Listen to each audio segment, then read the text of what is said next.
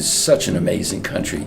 There is an historian in the United States, whose name I won't remember, who said that one of the amazing things about the growth of the United States was that for many, many years, it had a series of frontiers as it moved west. And the harshness and difficulty of living at the frontier produced some great leaders. It's always been an interesting thought to me. But it may be the case that there is something about having to bestride a world that's trembling, that strengthens your legs. And in South Africa, I met a lot of people who were struggling and had struggled through the terrible evil of apartheid. And some of them were just luminous. And so I kept coming back because I kept thinking that things could get better, and they did. And that I was lured back by the people I met who were so amazing.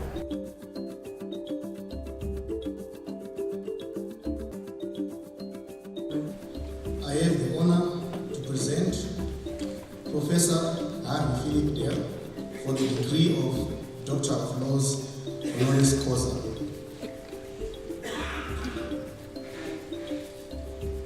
I confer the degree of Doctor of Laws honoris causa on Harvey Dale.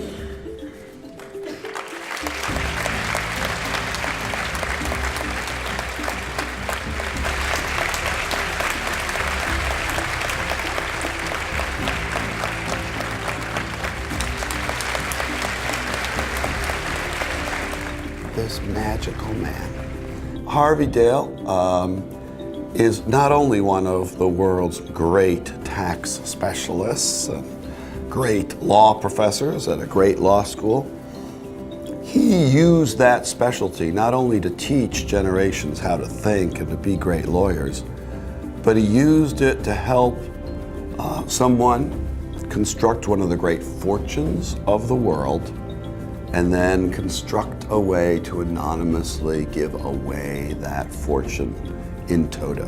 Harvey means a lot of things, but in particular, somebody who has been dedicated to the cause of human rights right across the world. For me, Harvey Dale is the heart and soul of the Friends of the LRC. I think it was after I stepped down as president of the Atlantic Philanthropies, which was 2001, that I began to be engaged in what was then called SALSLEP, S-A-L-S-L-E-P, which was the original name of the organization that had been formed in the late 1970s to support the work of the Legal Resources Center, U.S. organization.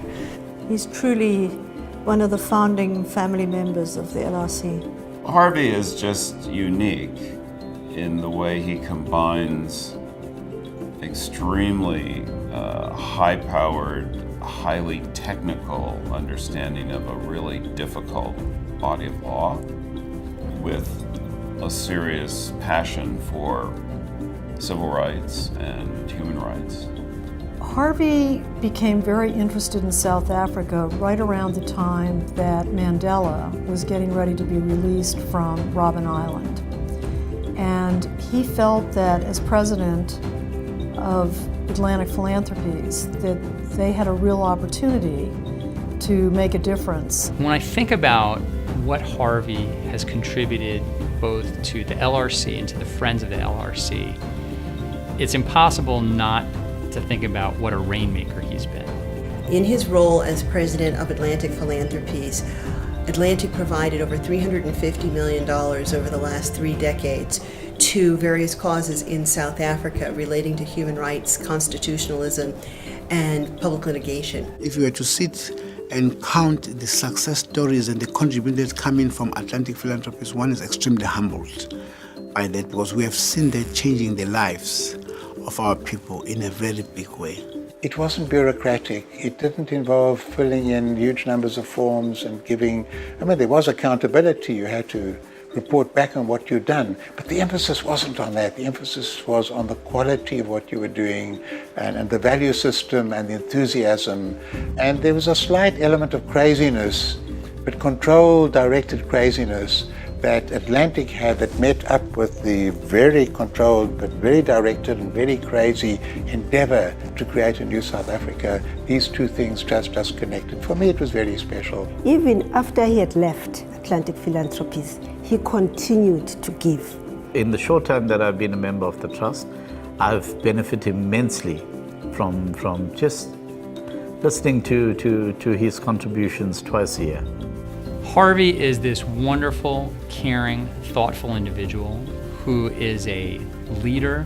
First of all, he's my best friend, and he is not only one of the smartest people I know, but he has this amazing sense of integrity and magnetic north. Generous, fun, interesting, energetic, unstoppable, fabulous. Harvey has the strongest handshake you will ever meet. When I think about Harvey's legacy, particularly for me, if there's one really important lesson that I've learned from him, it's that you don't need a full head of hair to be fabulously handsome. When you first meet Harvey, he's a little scary. Because I told him, in fact, in a dinner I had with him, he's a take charge kind of guy. You know, I remember Harvey's laugh. I mean, he laughs a great deal. I would have to say I am the luckiest woman in the world because I am his wife. His love of his wife, Deborah, and he has supported her, she has supported him throughout both their careers. That has been, for me, to see a couple like that, they've been role models. I wish that we could clone him. If we could clone Harvey, the world would be a better place. Harvey's children and grandchildren are very, very important parts of his life.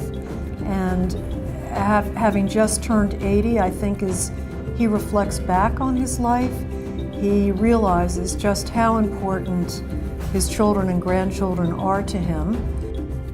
If you had asked me 10 or 20 years ago to describe my life, I probably would have done that by describing some of the things that I had achieved and probably also some of the things at which I failed, but it would have been about events, probably.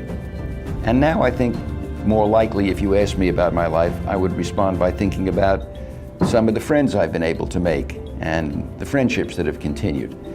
And so I said to them, if I had to give them one thing, I'd give them, I hoped, eagerness to work hard and happily, eagerness to make some change, the ability to help people in need, but most of all, the ability to have good friends and a lot of love.